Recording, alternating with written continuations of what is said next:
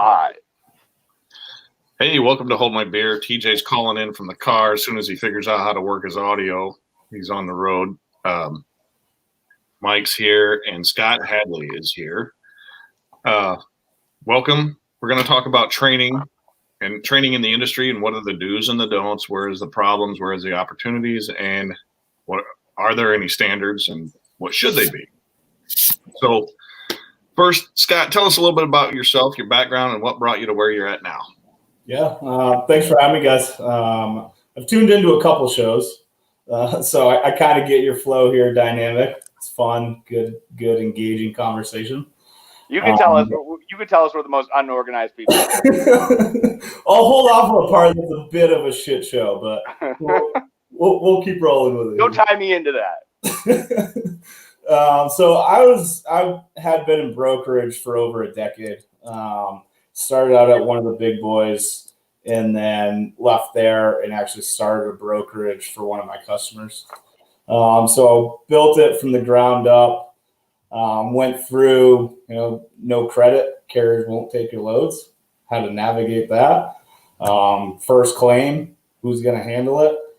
Guess I'll take it. Can't afford to hire experienced people anymore. Who's going to do the training, develop, and actually go through all that? And so really went through it all from the ground up. Hit 40 million in 2018. So not a huge brokerage, but respectable.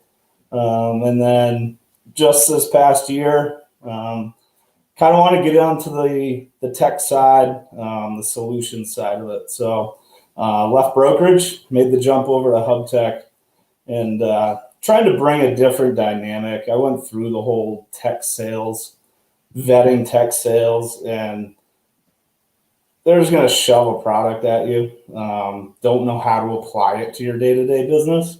You've been watching really annoying. Really annoying to deal with that. And so now I'm going to bring a different dynamic of actually just talking to them about their business and saying, okay, what I just picked up on, this would be a great place for it. Where you want to start is not.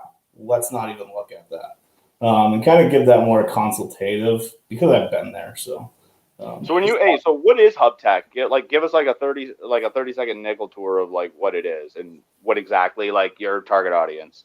Yeah, so we're a workforce optimization. So it's marketing buzzword, right? Sounds like, but we have the low cost talent side through the staffing, and then the technology through the automation. And so we put that together to actually help your business with a full solution instead of giving one piece here, go to another vendor, get a piece there. We can pull that all in together. So I get just so I'm hearing you correctly, you said like a low cost staffing. So basically like I imagine, if cost budget or overhead is a challenge for a company that, that's something that they would come to you for. Right. Yeah. That's one piece. And then when I'm not too familiar with Hub Tech, I think I have popped on it a couple different times. The automation part seems like, again, what I've seen, it seems like you could do a ton. But I don't know exactly what you're automating and where do you what do you help with outside of the lean staffing? Yeah, totally. Sorry. Well, So it's no secret the rising cost of employment, right? I mean, everybody's battling that, and then the changing dynamic of the digitization of transportation, and so those are two major areas. And the founders are like, "Hey, let's hit them both. Let's help it out." So what are you digitalizing though? The automation piece, yeah, super cool there. We can come out to full customization and go through processes and real granular. But we kind of dialed that back this year because not much of the marketplace is ready for that. So we had to dial it back. And so we're focusing on three main areas of rate quoting, order entry, and then carrier sourcing, or load sourcing for the asset side.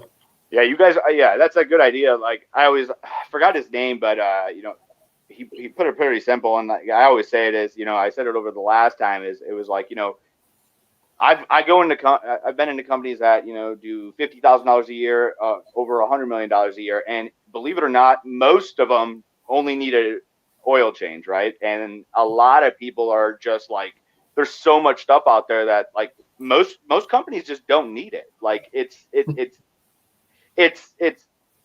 like even like large shippers, like I'm not joking, probably almost close to 100 million, and it's just like all they needed was to integrate their ERP into their TMS and write a couple business rules, which seems like I'm downplaying that, but like that is exactly what they needed. Versus like there's like you said, it's like I remember, now that I remember about it, HubTech, you guys had like you guys had things like picking off shelves, like you had a little robot, like you know what I mean? It's like that stuff kind of, I feel like, just confuses. And I feel like that's goes back to your point. I don't know if we were talking about it in backstage or if we were on here, but you said something about, like a lot of tech people are just pushing that stuff, and you have a background of logistics. So I think eventually that's a good thing to have, because again, your bread and butter is knowing logistics and running a brokerage, but now you have, I would say, is you have some technology background, or technology. So I think that's like the most powerful asset is you and your brain. It's fun. So, it's fun. It's a fun change, especially when that weather hit. For my first thought was, man, I'm glad I'm out of brokerage. Love it. I don't have to deal with that anymore. But yeah, back to that a little bit. It's, I've told people before, I'm like, hey, share your screen. I know your TMS does this. They want it automated. I'm like, just share your screen with me. All right, go click up there. All right, it's not there. Go click over there. And I'll find it for them and be like, see, you can do, 80% of what you want us to automate. Use your TMS for a little bit, see if it works. If not, we'll revisit it. But I'll challenge that though. Like, so it's like, that's like almost putting a Band-Aid on I'll just play devil's advocate, putting a Band-Aid on something, like, and I get like those are the things you should automate though, like the manual processes like that. I believe that, those are the things that, again, that when I walk into companies, it's like, that's what's happening. It's like, that's another manual process, just because, even getting on a call, having someone to log into a computer, or even just having to do that, like automate where you should automate in. And if you're going to get a TMS and put business rules in place, that's the biggest thing there is, and say you do have a team, right? Let them go spend time on, analyzing data or running the warehouse and making more, more sophisticated decisions that is going to truly impact the company, versus having to worry about, clicking a button or something like that. So I think that, like, again, just playing devil's advocate, it's all situational, obviously, but I think if you're going to automate it. I think more or less getting super, super granular, and I mean, getting like all this visibility and all that, like I could see that, put a halt to that, but just do the basic functions of the TMS, and that's automate processes and make sure that all systems are talking in the beginning. And that's what I mean by that, is they just don't even know what's in their TMS. And so then I'll just kind of guide them to, like, pretty sure that's probably there. Let's check. Let me ask you this question. So when you're selling though, so are you selling to the end user and they're just getting it, they're getting it like signed off by the executive team, or is the executive members in the process with you guys? I would say probably 85% it's the executive team. Okay. Very, very small percentage is that we go through this and they're like, okay, got to go get signed off on. It's like, you're kidding me. So if it is, it's usually just a one vetting intro call, and then the executive team will come on and go from there. So not a lot of time wasted. With that. What do you mean by like vetting? I just want to, yeah, we can get back. Now we can get into the process. We'll just roll with it. So when you say like vetting, so like, what do you mean by that? Are you just getting on a call with the executives just to say, hey, this is what we're doing, sign the paperwork? No. So by that, I mean, like, they'll have just one representative talk to us first, kind of get that intro and see if it's worth pursuing before the executive team gets on and wastes their time for something that they'll never use, or it's half-assed. And so they'll vet us on an intro call, and they'll say, all right, cool, we'll do this again. I'm going to bring on, the COO, the CEO, CFO, whoever it is, or all of the above. We'll bring them on next, and then we'll just do this intro call again. So that happens very common. Who's vetting it? Like just a common person who vets it. Like what's the title? More of like that director level, so just below. Like in a department? Yeah. Like what department? So more of the operations is where most of it comes from. Sometimes sales, but predominantly operations. We don't get a lot of tech that vets us first. Yeah, I got you. They're way later in the process. So let me ask you this though. Like, so maybe you run into it. So I always feel like, I always say is like one, because I've been in there, right? I've had to either sell to someone to get me influenced in, or they just take it and they say, hey, we got you. I think it's fair. Is it fair to say that like no one's going to sell you and your product as good as you can? Yeah, I would hope. Yeah, that's fair. And then like the second piece is you're only, so when I say is like when you're talking to someone, and again, it's all situational, but most times if you're talking to like a director of that department, they're only seeing that department 9 times out of 10. So more or less, again, now you have to have this person that only sees, does this benefit me? Or again, you have to hope that he or she thinks big picture.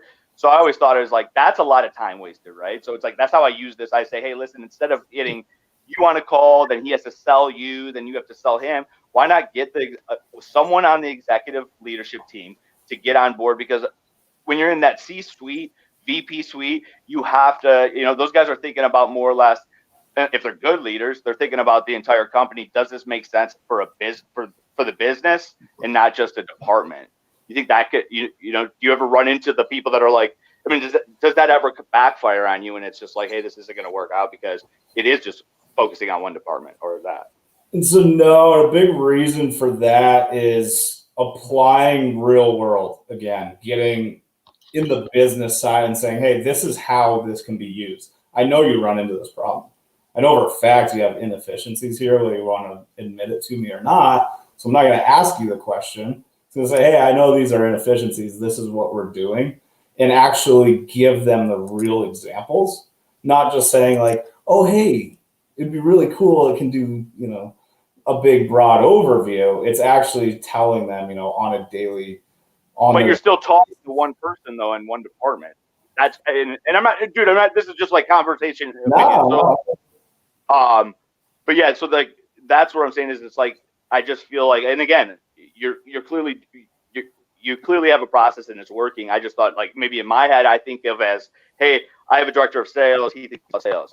I have a director of operations. They're going to be more operation efficiency driven, right? But again, it goes back to what I said in the beginning is it's kind of just, that's why companies are siloed, right? Everybody wants to say, whether you believe it or not, everybody's thinking for themselves. Like it just is what it is. I could even see myself, like what I think is great working for a company, what I think is great for Michael Niemi isn't necessarily the best for the company, right? So it's like when you bring in my CFO, or you bring in a COO, they're thinking about, hey, listen, okay, this decision is going to help this person, this person, this person. And they have more insight on like more of the business versus the director. I couldn't, working for a large company, I couldn't tell you, customer, do we track customer profitability or what our margins are like, what our really big business pain points are, right? So it's like, I think again, do you think if you just had everybody had that 15-minute meeting, every department, bring the head of every department, because you're essentially impacting everybody, right? And getting everyone to say, hey, pulling out some pain points from accounting, pulling out some pain points from operations, pulling out some pain points from sales. And then you're having these people say those things out loud in front of their executives. And then you can be like, I can help you. Now you have the buy-in from that DM, and he feels or she feels a little bit more comfortable, right? Because you now have the buy-in from the whole table. But again, that's just something like I would feel like that selling a technology like that, I would feel like you would need. Yeah, I'll give you an example of like what again is very common. I had one very large international company. I was speaking to the air side and talked to him for about an hour, went through, what we're doing. And at the end of it, he's like, hey, next steps, I'm not going to use this. I don't need it, but I'm going to put you in touch with our over the road side and our ocean, and see if they can use it. And so that happens a lot of like, they can get the picture of what it does. And then they're like, oh, I can see accounting needing this. Oh, I can see sales using this. And so that happens most of the time. It's not, we try not to get crazy technical on these intro calls to confuse the shit out of people. And then they're just like, I don't know what to do and what just happened. Please don't call me again. We just all these processes. So real quick though, I just wanted everyone to see that because Tony said, "Is this a training or a sales?" No, this is just showing people that people can agree to disagree on people's processes and still have a conversation. So 101, training 101, with training 101 with our favorite shipper. I can't do it like TJ does. It's no fun. So if we're gonna talk about training, I mean, all right. I mean, Tony, you're not even a sales guy, Tony. So what do you want to talk about? You want to just listen? Well, I've been through a couple of these processes where we've at a couple of different companies, and how'd it go? Well, similar to what both of you are saying, it's not just one, but the most recent one was director of logistics for a multi-site company gets a list of options together, has a plan in place, has an idea in mind of what we wanted, has approval to go forward with it, produces a short list, and then we got together in a room from me, the end user, to the executives, and we all sat there and we listened to these pitches off the short list, and then we all had to pro and con. We had meetings after that, decide which pitch, what direction we wanted to go with which company. And then it was about, what are the pros and cons of each one and how is the implementation? And then is there buy-in and who's going to cover that? Is there training? What's the follow-up? What if people just don't want to use it? What if, creatures of habit. I mean, there are so many bad shippers. So let me ask this, Tony. So I locked up. You there? Tony? Yeah, I froze up there for a second. Oh, you're good. Let me ask this. So I want to. So that's a good. I want to hit on this. This is good. So this is so good. So when you say, obviously, it's like I read a bunch of cases, implementation and the training and all that, and you say creatures of habit. That is a big reason why I say is that's why you need and again, not every DM, not every CEO, not every CFO, not every executive is a strong leader, right? They'll say, yeah, but they won't force it. Sometimes you just got to make decisions. Now, let me ask this. So when you say that creatures of habit, so when you guys are in this meeting, you said the executives were in there and you guys are going through it, maybe some pushback. Did the executives just not say, hey, this makes sense, we're doing it? If they say they're doing it, why wouldn't could someone, no one's going to tell them no, right? Or maybe they will. Oh, you did. Nobody else tells them no. Tony said no. Well, I give them my opinion, whether they want to hear it or okay. not. At the end of the day, they're going to listen to the guy who's an end user. They're going to make up their mind based on, maybe my opinion is just one factor of 10. I don't get to make the choice. That's fine. I'm okay with that. Choose our TMS system, our ERP system. I don't care. I'll make do with whatever we got. But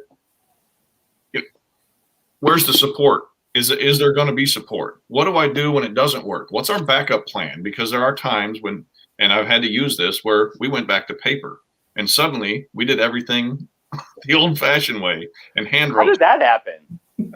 Hackers. I mean, yeah, I mean, that's a, I mean, it just all depends. I would say, I'm not even going to assume, because I was going to say, was it a small company? But I know you worked at some pretty big companies, so they're obviously they're bigger. And again, dude, I agree with you on there, right? That's a hard, if I was to get that objection, what's the backup plan? I honestly would say, hey, that's a con on us. So yeah, no, but it's like, I think it goes more or less of like the training. I think, let me ask this, when you say the short list and all that, like, did these people, and you know me well enough now to know that, like, what questions I ask about, like, I call them little process calls, right? So it's like, I get an executive that says, hey, this is worth me telling my teams, my departments to meet with him, right? So then I call them process calls, right? It's like I get on with shipping, accounting, and then that's when you tie something together. Did they do that? Like, did they make a tailored present? They did not. No, but so when they did these short pitches to you, right? The short pitch, did they have a current state? Did they already know did you guys discuss? Did anyone discuss like future state, what you want to do? Like, here's your current state. This is the outcome, the negative outcome. Here's the new state we talked about. Absolutely. They did. Okay. So then why didn't you like it? Just, was it all eggs in one basket? Like, what was the biggest issue? Which one? There were. Did you get, okay. So yeah, the one that sticks out to you the most that you didn't like, did you like ever run through a whole short list and say none of these are good? That was creepy. Frozen again. Did you hear what I said? My internet sucks. No, try again. Okay, so did anyone that sticks out to you, and is there? Yeah, just give me a couple a couple bad ones that stuck out to you and why. Give me like 3 points of why you didn't feel comfortable. All right. Well, when we got through the short list, everybody was trying to sell their product, their TMS, basically. They didn't. I mean, so they weren't solving any problems, realistically. Well, they thought they were, but they were selling their product. And the one we ended up going with, I mean, God bless them. People love them, people hate them. My experience was great. Everybody sold us a round peg for our square hole. And this guy came in there and said, what shape is your hole? And I'll build a peg around that fits that. And we'll do whatever you need. If you need it, we'll mail you a round peg. I mean, whatever the euphemism is there. But I get it. Square peg through a round hole. Yeah, right. And then he said, well, we'll build whatever you need. We'll make it custom and we'll integrate it. We'll do whatever you need to do so that it works the way you want it to work, not the way I'm trying to sell you. And I mean, that had my vote hands down. It wasn't that the others were bad. It was just there was one guy that wanted to do it. Customization. Right. It was one guy that wanted to solve the problem instead of sell us his product that they already had pre-made. Well, that's what happens when you don't have training, right? That's where it's like that now let's go into this point. That's what happens when I always say is like, and especially like the companies you were working at, and before I get into it, the companies that you were working at were large, right? Was this like so you said your executives were involved. So this wasn't like one plant's going to use it. This was like a whole rollout, right? Yes. So I think is like what happens with these accounts is like, I've seen it firsthand, right? It's like, doing enterprise sales, it's a team sell, right? You need people. And I always say, I'm probably the youngest and dumbest. Young doesn't have anything to do with it, but like a lot of times you get these people that don't really sell, right? They're not in a ton of deals, right? They're not going in and they don't get experience. They're very smart, and you need those people that are very smart. But from a business standpoint, they don't really see the flags. They don't really see like the real, like they just know what the product does, and that's it, right? It's like, that's where it comes into someone that's actually been, I always say is like my biggest strength would be the front end stuff, right? Knowing the business, being a liaison where I'm the one who's actually not the most talented, right? Not the smartest, but I'm able to gather the smart people and tell them how to customize it, right? Because in their heads, you get some very smart people that really you got to tell them, right? So it's like, it's almost like I don't know. That's how I feel a lot of companies start hating technology, because they're just sold on, and it's not no one's fault, but it's like you only know what you know, but they're sold to the nerdy people, very nerdy people. And it's like, I think you need a healthy balance of operations. You need a sales guy in there, a couple salespeople. You need a tech guy in there. And I think that, and especially when you're doing something large like that, you need everybody. I mean, there's a reason why you all have a round table, right? Just on our side, it's like it just as much as I say, hey, it's siloed on the shipper side between departments, it's pretty siloed on the 3PL side as well, right? And that's, again, I see the biggest difference right there is when I say is the salesperson. I think it's on the salesperson to be the one who drives these meetings, right? Who gets the people involved, who pushes the needle to say, hey, listen, this is what needs to happen. This is what you have to customize it to. And there's just not, that's the biggest issue, is there's not a lot of salespeople that are willing to, one, even call you guys. That was a dig, or two, take some leadership, right? Because it takes, you got to stick up for internally in your company if you want to get some of these deals. Like, hey, we need to do it this way. Well, it's got to be something that people are willing to use, first of all. Well, yeah, I mean, that's another thing. Decide what we're going to do, but I can make a phone call and not use their TMS, and I can just book stuff manually. I don't care. If I don't want to use it, I'll just not use it. Question for you, Tony. How long ago did this switch happen? Which one? I've been through a few. Okay, your latest one where he customized it for you. He said he'd customize what do you need. I don't know, 2 years. And so from there, have you guys had to make any changes to it after that? Oh yeah. I'd hope, dude. Business rules always change. I'm building up to it. And so from those changes, are they putting Band-Aids on top of each other to make this customization? Or are they stripping it back down and actually rebuilding it with the customized for long term? Not being in tech, couldn't tell you. Don't care. It works.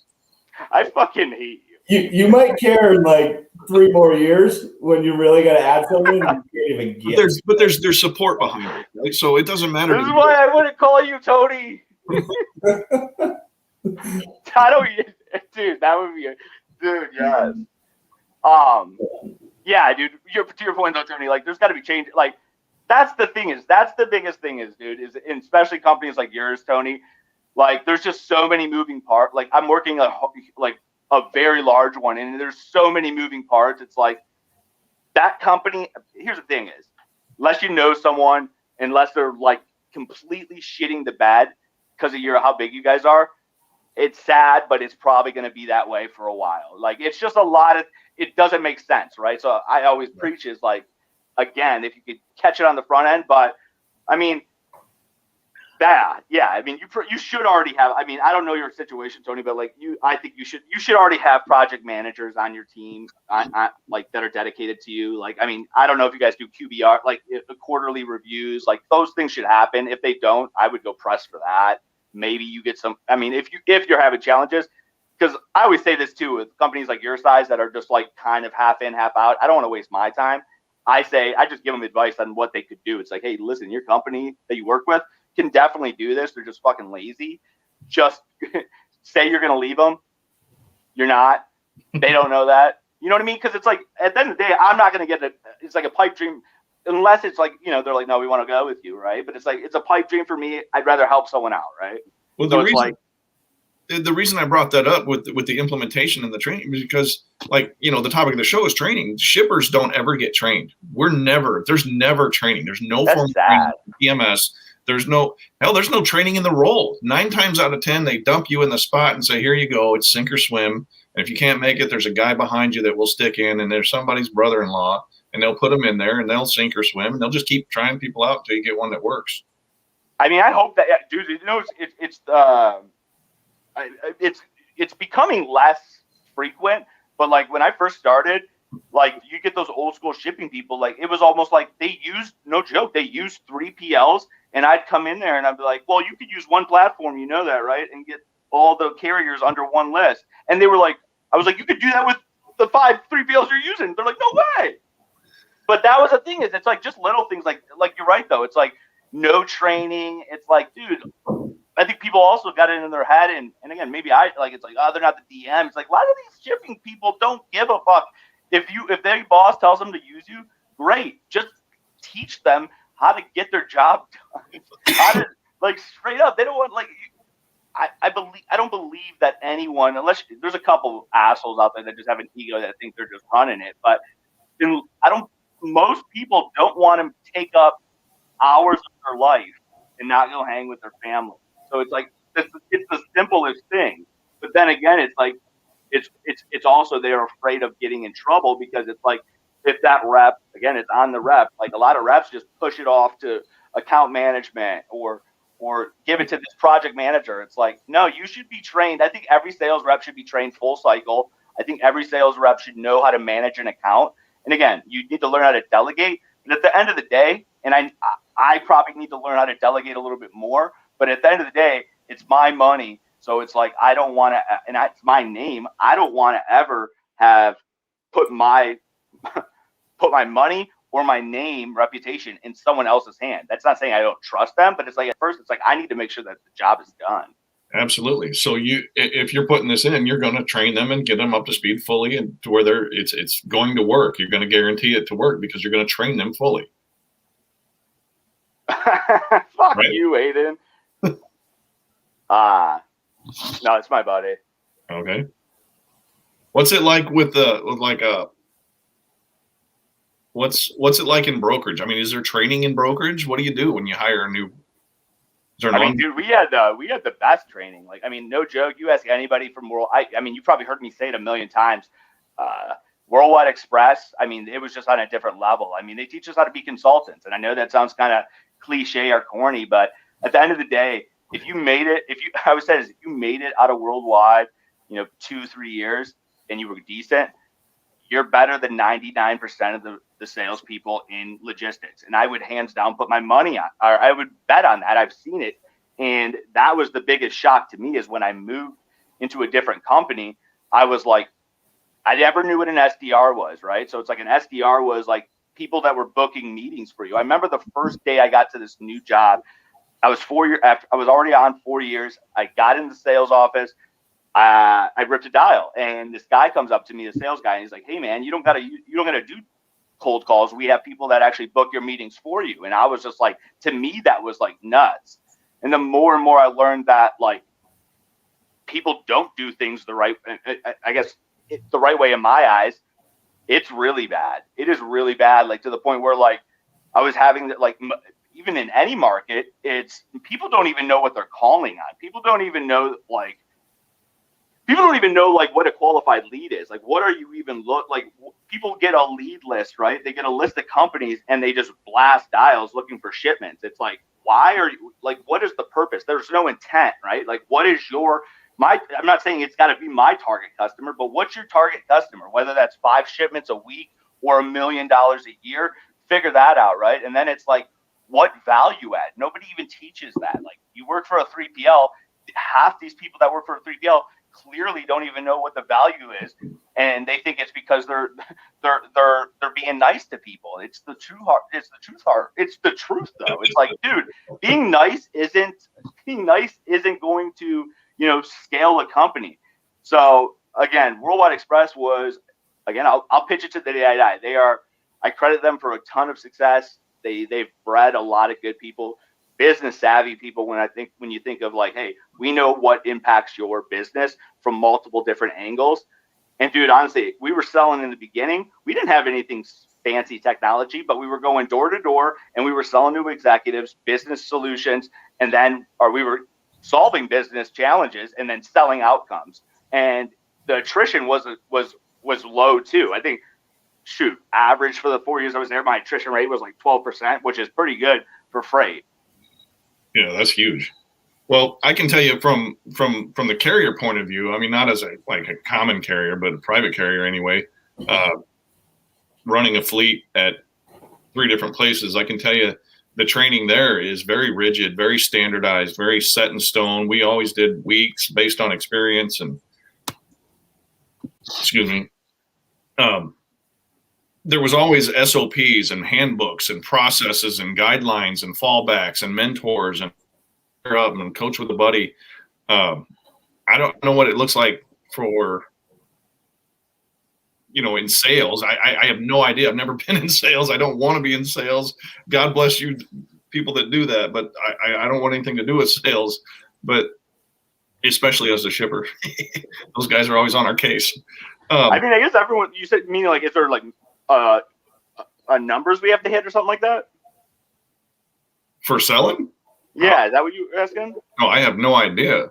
I don't know. Everybody's different though. From the training perspective, Mike, from the sales side, I was always an ops guy in brokerage, through ops person. I feel like a lot of more people are though, right? I'm a terrible salesperson. I don't push sales. I just want to talk about what you do. But from the ops side, we put all new hires through the same training. basic overview logistics training, drill it down to our business, and then you go into your sales training and then your continued ops training.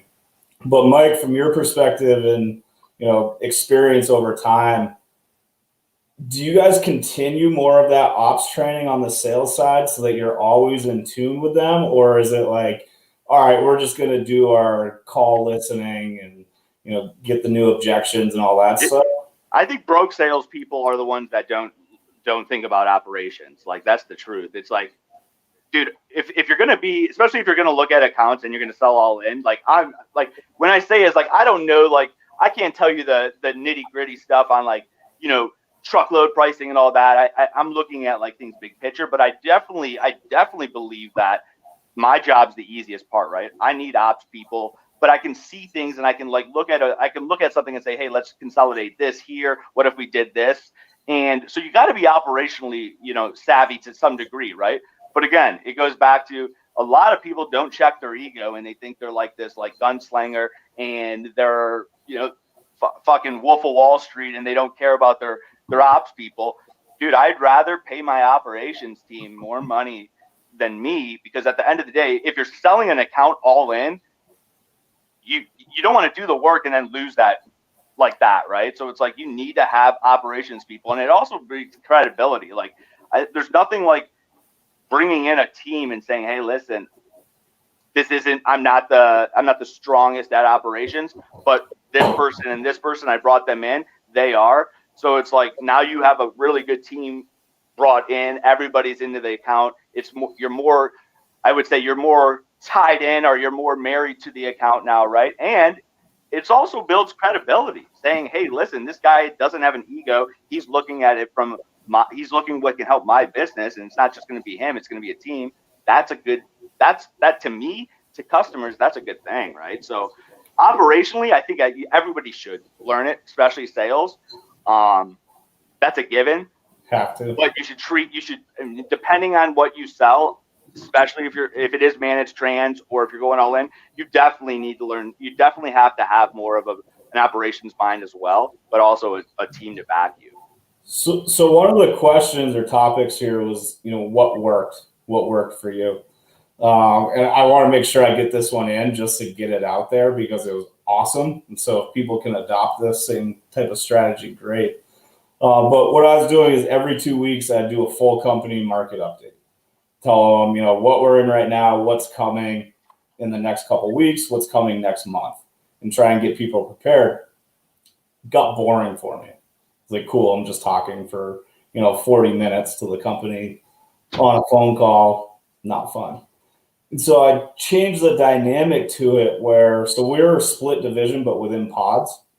And so what I did was take, an ops guy from pod 1, pair them with a customer sales from pod 2. They usually don't work together. They don't have a dynamic. And I would have them say, all right, in 2 weeks, you guys got to find a topic, bring it to the table, and tell the company about what's out there, what's going on.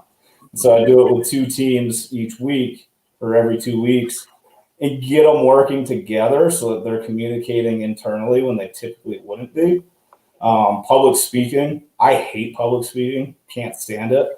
And so you're like a real sales guy. It was one of those things where it's like, that's one of my huge downfalls. Other people have it, it's very common, but they're not going to say it. And so now let's, push them out there in an organized manner, but get you to speak to the team as a whole and get comfortable with speaking. And so it really worked. It was awesome, plus educated the company. So I highly recommend it to everybody out there. Do some sort of that, of getting people who usually don't have to interact with each other on a daily basis. Get them together so that they have to work on this, get some new teamwork. And then it's training. It's continual training. They're presenting it to the rest of the company. So I want to make sure I got that in because it worked big time. Dude, so real quick though, I don't know what that guy just said. Did you read that comment? I have no clue what that says. It says, "Hey Bob, Steve said you was from the candy." It's probably one of my buddies or just a douche. Anyways, so that was actually a good point. I don't know what the hell that means, but cool, dude. So I'm just trying to read some of these comments. They make no sense. That's probably why they're broke.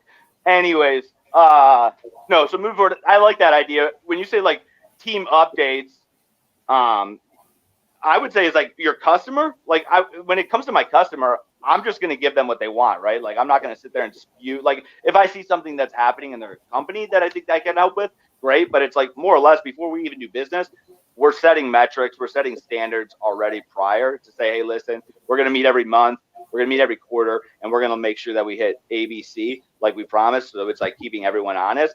But as far as like, I think the team building thing internally probably that's a good idea. But I don't think it would just constantly give that information to customers just because it'd probably be annoying. But I think you were talking about more or less team building internally, right? Internally, yeah. It'd be market updates internally, so everybody was on the same page. Jared, I got you, dog. Tony, from your side, yeah. Can you tell when you are working with maybe a new broker, new carrier? Can you tell? Yeah, absolutely. Dude, he wants your business, dude. You ain't getting it. Tony don't give it to anybody. I'm not a broker anymore. I got no business in there. He lied to us. He's a broker. So is it very easy to be like, great. There's not a chance I'd give this guy. He doesn't even know how to load a truck. Dude, I hated Tony when I first saw him. Log into LinkedIn and show you my DMs. And every one of them's a broker asking me how they can bid my lanes. I've said it on here 100 times. I don't have outside freight. People don't listen. People don't observe. No. And they're always hitting me up asking for me, what is it that I can do to get it onto your RFQ? Dude, they're nice people. They're nice RFQ. And I don't know your type of freight, but I was all in produce and food service predominantly. And so it's very much of like, weights and how the trailers need to be loaded and guiding the warehouses, a lot of times guiding the shipper of, hey, this is not going to be possible. It's this heavy and too many pallets on here. We can't distribute the weight evenly. Do you run into any of that and like have that consultative from the brokers, or is it like they just call you and say, hey, we're overweight. What do you want me to do? This is where I leave the meeting. I've had a couple that have been overweight or whatever. I tell them what the loads weigh ahead of time. Normally, when I bid a load to anybody, I give them the weights. I came from the steel business. Everything was sold on weight and minimums. Everything had minimums. On the screen. Drugs are bad, DJ. This is what DJ. This is what Tony's inbox looks like. Yeah, seriously. When they tell me they've got 16,000 trucks, yo, what's up, dog? Air, ocean, container, reefer, and all of this, I laugh. I don't need any of that. You haven't even looked at what I ship. You haven't even asked the question, what equipment do you need? You just threw the world at me. It's like throwing a whole deck of cards out there and picking up the ace. You're not the ace, bro. Sorry. Let's go back to this again, because I'm gonna keep every time I'm on the show, I'm gonna keep saying it. Like, does people just not listen to any? Like, please just go Google, how do I help a company's supply chain? And I doubt it would be blow up the shipper and ask him for a shipment. Like, dude, I think everybody needs to the number of how many carriers you've got in your network. That's what sells me. Never. Oh my. I think everyone needs to go take a business class 101. Like, listen, I get it. I don't want to mess up anyone's like the bread they're making, the money they're making, and putting food on the table. By all means, go do what you got to do. But please, it's already been come on. We've as logistics has blown up in the past year, and everybody's still on the same shit of what does a shipper want? Like, dude, what does the company need? Like, give it up. Tony ain't giving you freight. He don't have freight. Both can. How many times? Right? You can. Even if he does have freight, like you literally have. Like that's the sad part is like people will constantly. I bet you after this, hey, I know you said you don't have freight, but Michael laughed. I think you have freight. Like that's what you're gonna get. It's like move on. Well, TJ just posted you did, so you're about to blow up. Every week it happens. Bro, you got bad. No, but it's like I think that goes back to the point where it's like. You want an easy way to get told no? Like, here's what I'm asking is like, what happens? Like, okay, if you go strictly rates, you say, yeah, you're gonna price shop them. That's still a loss. Like, you're gonna make. You can't just win on rates, dude, and you can't just win on a good heart. You have to like provide value, and I'm not here to tell you what the value is. You need to figure that out. But it's like at the end of the day, even if a person says yes, yeah, I'll quote you out. What does that provide you? It provides you with some false sense of like high that that you might win. It's like, listen, and it's just not a good way to make money. So what you just said is good for the actual topic of this show as well. But how much from your experience and what you just said there, do you put on the individual to have to go out and research and figure this out on their own versus I do it myself. Training? So the training teaches you it. It's all on us, right? So like, I'll break it down how we got trained. Basic training, right? What is a 3PL? Who is our company? How do we provide value to our customers from the top down, right? All departments. Cool. Learn the basics. Cold call. What's a qualified lead? Qualified lead, meaning like this is a company that I want to pursue. There's a couple value adds that we can bring to the table. Go to mid training. It's like learning a little bit more, putting more golf shots in your bag, right? You learn how to, solidify deals better, close deals, find more pain points. And then it's like the last training you go to is like ACE training. It's like elite training where it's like those deals that you ended up, for instance, you finally get the golf shot that you could hit the 200-yard bunker shot over the water onto the green. And that's where you learn on ACE training. But like, again, it's on, yes, the company trained us, but it's also on us, right? They give us the tools.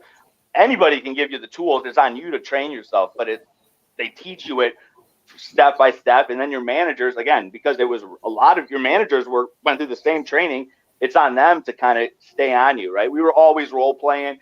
I don't even think people qualify leads anymore. They just call companies to like get business. Like I spend half of my week, I would spend 40 hours or 20 hours a week strictly just qualifying leads or unqualifying, meaning, hey, this is going to go in my funnel, meaning I qualify this. I talk to a few people. I know it's a target customer of mine. And then I'd spend the next 20 hours trying to get a meeting with the executive. And then I would do the same thing. That was what we were taught. So that's very sales focused, heavy sales there. And I'm willing to bet this is a major pain point with most brokers. But when you get that comment when freight's underbid and all of a sudden you're losing a ton of money because the market shift, and I'm not getting bid. The reasoning is I didn't know it was going to shift. And so whose responsibility? Is that the brokers for not actually looking ahead, understanding markets, looking at previous data? A lot of this is cyclical, not recently, but typically. So is it on the broker for not doing their research, or is it on the company and leadership for not providing that to them of what's coming, what to be on the lookout for? So let me ask you this. So when you say like, put that aside, even if markets shift, right? So say, for instance, you've already had the meeting. They have a budget, right? You said, hey, listen, if we are at 200 grand a month, you're going to be 10% under your budget you wanted to hit. So it doesn't matter if the markets are shifting. That's like basically saying, hey, listen, I don't want to be married to you anymore because there's a hotter chick that is coming around the corner, right? If you set expectations, right? I mean, that's just the way I'm selling. If I set expectations, I was able to provide the value they wanted and be in their budget. They're not bidding it out. They got bigger things to worry about. Now they're really looking at how to scale the company. It's one and done, right? We're coming in quarterly, showing them, hey, we are promising you what we said we were doing. We're doing. What else can we look at big picture? Who's a LinkedIn user? Now people are like scared to even use their name.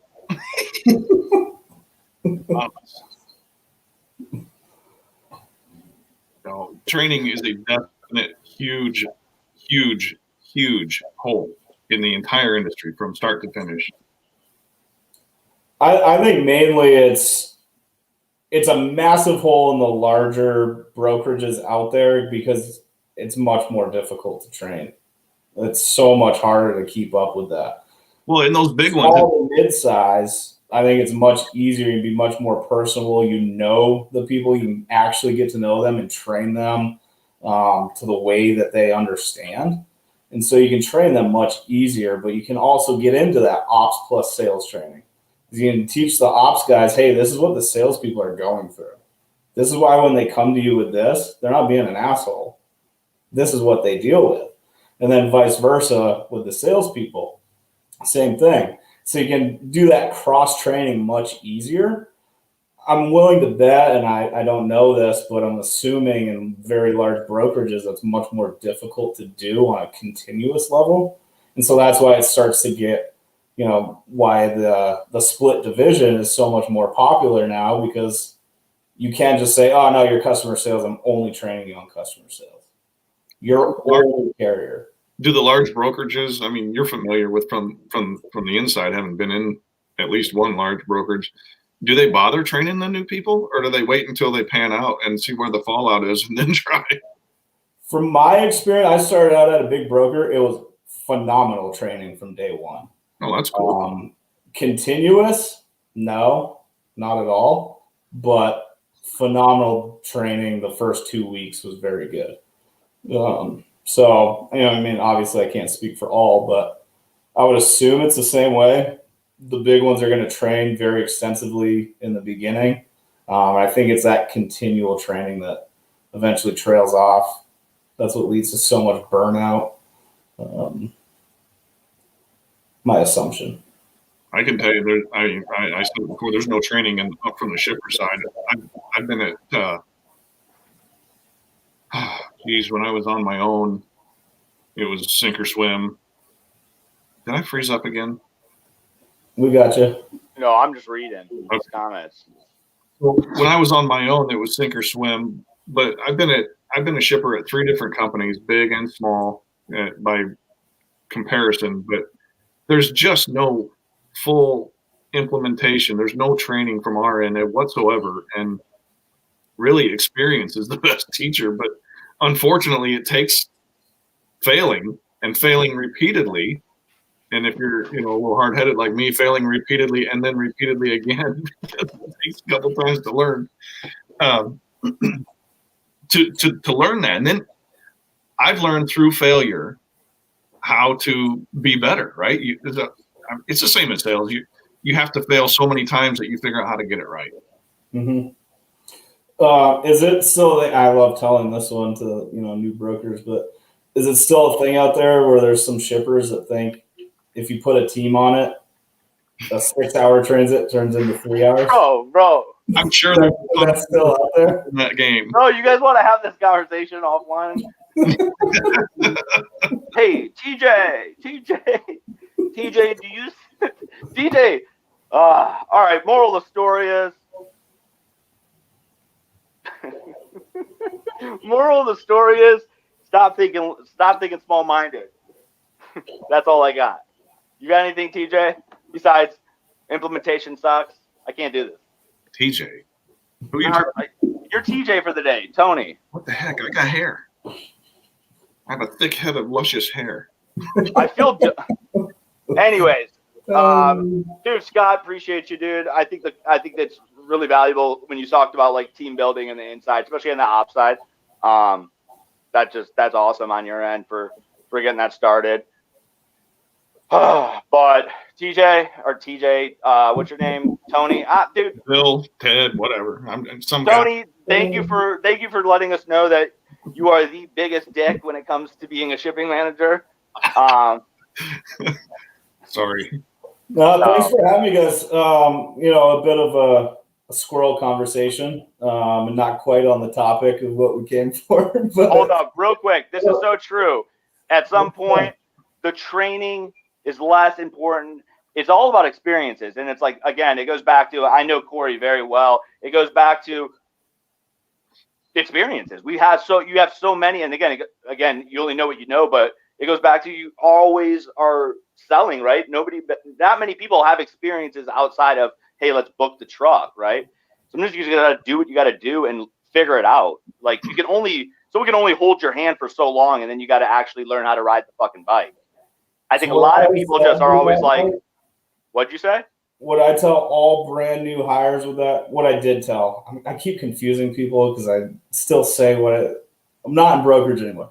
What I did train all new hires with, as I'd say, you got to live, you got to learn it, you've got to retain that, and then you have to reapply it. What happened 3 years ago, you've got to understand what happened, know what happened, how you went through that, what worked, what didn't, and then you've got to reapply that years later and make little tweaks based on the situation. Otherwise, you're getting nowhere. That's my same advice. Here's how I would say the same thing. I've learned from experiences what works and what doesn't work. Find your rock stars and then repeat what you did there. Who came up and did it right, and write an SOP, take notes, remember that so that you can train the next guy on the stuff that you missed on this guy that figured it out later or on his own. And it's been a great one. It's Rockstar tonight instead of beer. Sorry, guys. I'm the only one drinking. You bring me on. Leave me to you already know. Hey, myself. peace out. Hey, you already know Scott's gonna DM you and be like, Tony, do you ship? Peace out, guys. I'm not in brokerage anymore. Yeah, well, will tell all you're my not fooling buddies. anyone, Scott. Thanks for coming on, Scott. Appreciate it. Thanks.